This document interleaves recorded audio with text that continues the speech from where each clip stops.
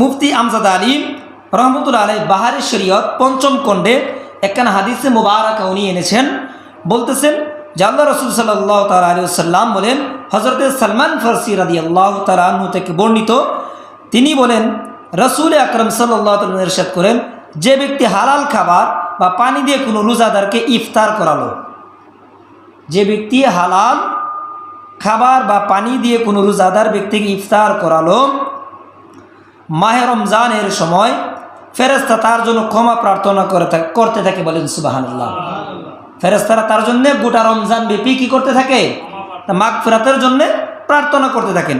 হযরতে জিবরিল আমিন আলাইহিস সালাম সবে কদরের রজনীতে তার জন্য আল্লাহর দরবারে ক্ষমা প্রার্থনা করতে থাকেন। বলেন সুবহানাল্লাহ। অন্য এক riwayat-এর মধ্যে আছে যে হালাল রোজগার থেকে রমজান মাসে রোজাদারকে ইফতার করালেন, রমজানের সমস্ত রাতে ফেরেশতারা তার উপর দুরূদ পড়তে থাকে। অর্থাৎ বান্দার উপরে ফেরেশতা দুরূদ অর্থ হচ্ছে তার জন্য আল্লাহর দরবারে মাগফিরাত কামনা করতে থাকে, তার জন্য ফেরেশতারা দোয়া করতে থাকে। এবং সবে কদরের রাত্রিতে হযরতে জিবরিল আমিন ওই ব্যক্তির সাথে কি করতে থাকেন? মুসাফা করেন। বলেন না সুবহানাল্লাহ। কি করতে থাকেন? মুসাফা করতে থাকেন।